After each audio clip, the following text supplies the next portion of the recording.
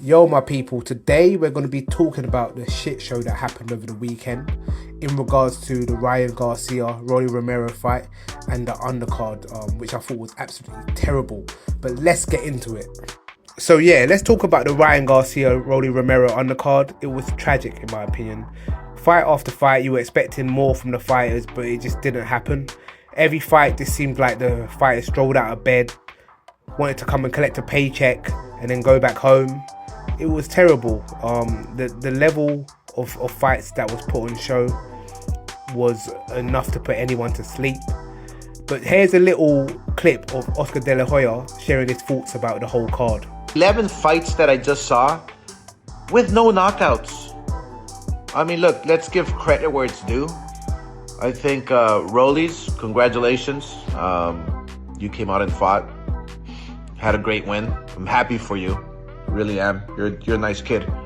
Teofimo was the only one that probably came out and tried to entertain the fans with what he had to work with, you know? And I feel bad for Turkey. I really do. He's paying all this money to the fighters, okay? To turn out, to show up and fight and give the fight fans what the fans deserve. And those are great fights. Show up. Not just dancing around like Bill Haney and Devin Haney. I mean, my gosh, he was tagged a couple of times by Ramirez and he just gets on his bicycle and just starts running for his life. Jesus. Anyway, he's done. For me, Teofimo Lopez was entertaining on the night. He was trying to make a fight and he was showcasing his high level of skills.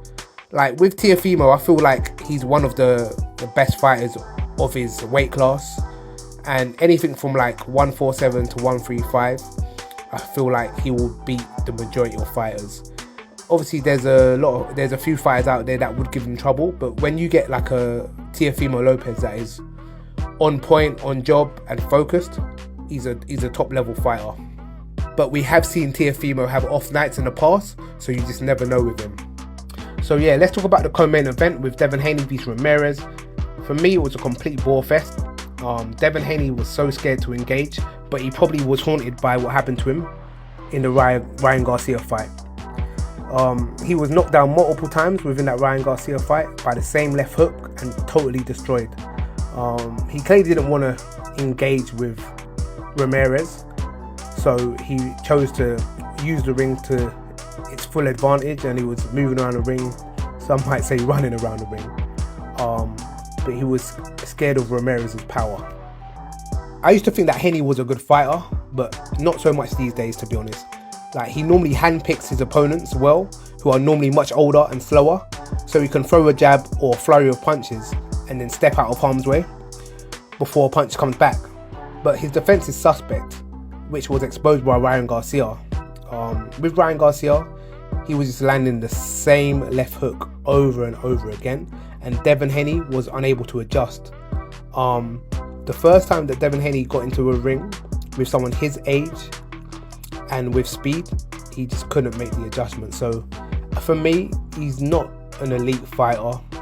He's a good fighter, but not elite by any stretch of the imagination. Like, his footwork is not that great and his head movement is not that great either. So yeah, with Devin Haney, he's going to struggle to get like big fights, because I don't think anyone wants to watch him these days, to be honest. Now let's get to the main event, Ryan vs Rolly. I thought it was going to be a one-sided affair, but boy, I was wrong, because it was a one-sided affair, but not with the fighter who I chose. I thought that Ryan Garcia was going to beat up Rolly all 11 rounds, but it didn't go that way. I've never rated Rolly or Ryan, to be honest, but I thought Ryan was the more skilled. But Rolly came in with a very good game plan. He took away Ryan Garcia's left hook and his jab, and without that, Ryan Garcia is a very mediocre fighter. But Rolly stuck to the game plan, and he done what he needed to do. He won the fight. He knocked Ryan down in the second round, which surprised a lot of people.